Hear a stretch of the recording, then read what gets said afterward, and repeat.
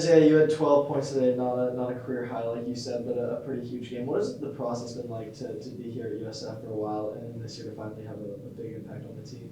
I had a lot of ups and downs since I've been here, but I've also learned a lot. And I had some great teammates being here. They taught me a lot also. And I just been trying to stay ready. And my coaches believe in me and put belief in me and confidence. I try to play the right way. And when my opportunity comes, I try to take advantage. And Little Rock played a little bit of a zone today. How do you guys approach that differently on offense? Offensively, we'll have four out and put one in. We try to swing the ball as much as we can to get them on their heels and then put the ball into the middle and then try to get open shot from the wing and then hopefully it goes in. But that was basically the plan. And Coach, Little Rock went to a press there in the second half, and you guys looked a little flustered. Is that something you maybe need to work on a little bit? Maybe. I thought first off, it's a hard game to play when you get up big and you kind of, it's a natural instinct as young 18 to 23-year-old men to just relax when you're in that situation. And we relaxed a little bit, and that's something that we can do a better job of just in the moment of staying a little bit more connected. All that being said, yeah, we could probably play better against the press in that segment, but to finish a game with 19 assists, 11 turnovers against a team that had a very high turnover rate in terms of turning people over, I'm happy to get out of the game with 11. Selfishly, I would love to have been 7 or 8, 6, 7 or 8. But just proud of, not only Isaiah, but the rest of the group for just kind of staying the course and figuring out a way to get out of there with a 20-plus point win, with a big game looming on Sunday. And kind of two themes for this team have been fouling and turnovers. How have you seen the team improve in those two areas this season? Yeah, we talk about we want our turnover rate to be less than 16%, for the game. I think today we were at 15%, so we hit our mark with that. And those are things that, we strive to get every game out, when we play. And it's funny, if you look back to last year's team, we had the same issues. We turned the ball over at a high rate at the beginning of the year, and then as the season went along, that number slowly went down. So I fully anticipate that number to continue to go down and us to get better in terms of valuing the ball. The fouling deal, that's something that's been a little bit of an issue for us. We just have moments where, we get a little undisciplined and reach and put teams at the line, and we want to make teams earn everything, and sometimes we're not making teams do that. So we'll continue to address that, and again, I'm confident that we'll get better at that going forward. And there was a moment in the first half when Saba maybe had a little tip with one of those players and you took him out. What were you saying to him on the bench there? Just he's got to handle himself better. He's a young, big guy who's still kind of developing and learning, and we don't need to give any teams free points with technical fouls or getting frustrated. And I will say this, Saba has grown up a lot since he's gotten here, and I'm proud of him for the progress he's made.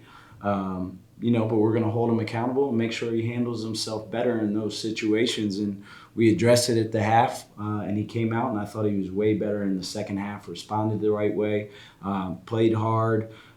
So I'm happy with the way he responded to some adversity over the course of the game. Isaiah, 5 of you guys finished in double figures. What is it like to just play with teammates? You can dish the ball off and have confidence no matter what. Honestly, I feel like we played together very well, and every night could be a different guy having those type of nights. But having five of us in double figures just shows how when we play together, anything can happen. And when we move the ball and swing it and look inside and look for open shots, it's a beauty. And I feel like when we do that more down later in the season, I feel like we're not even playing our best basketball yet, and it's a beauty in it. So yeah. Coach, you look at the box score, all of your guys finishing positive numbers and plus minuses. Is it something you're still figuring out rotation-wise, or you can kind of look down the bench and you have confidence in any guy that comes off? Yeah, I have confidence in our whole team. That, to be quite frank, that's been probably one of the hardest parts up to this point of the year is, we have 10, 11, 12 guys who work their butts off every day who I wouldn't blink throwing them in the game, and we're still, I think, developing chemistry. We're still developing a rotation that works. But with a deep bench, as Isaiah said, it can be any different guy on any given night. And as a coach, and our coaching staff, that makes us feel much rather it be that way than searching for somebody we could put in the game. And so, as long as we keep the right attitude, keep the right approach, as Isaiah mentioned, in terms of just playing the right way and not getting too caught up in whose night it is, as long as we play the right way, I'm confident that good things will happen for our team moving forward. Coming off a long road trip, the rest of your non-conference games, except for one, are in the city of San Francisco. How important was it to get off on the right foot now that we're back? Yeah, that's a great question. I was nervous about this game, because we were on the road for basically over a week. The natural instinct is to maybe look a little bit ahead to the Chase Center game on Sunday and kind of overlook UALR. And I thought our guys, especially in the first half, just came out with the right approach and really allowed us to not necessarily coast, but we did coast in stretches in the second half. We need to be better at that. But I was happy that we just got home, got back on the winning track after a tough loss at Davidson. And I think this group, the positive thing about them is we never look too far ahead. It's like, all right, what's tomorrow? How do we get better tomorrow and prepare for the next game? And the next game is a really good Utah State team, a very well-coached team, but a game that we certainly have circled on our schedule, and we'll be ready to go on Sunday.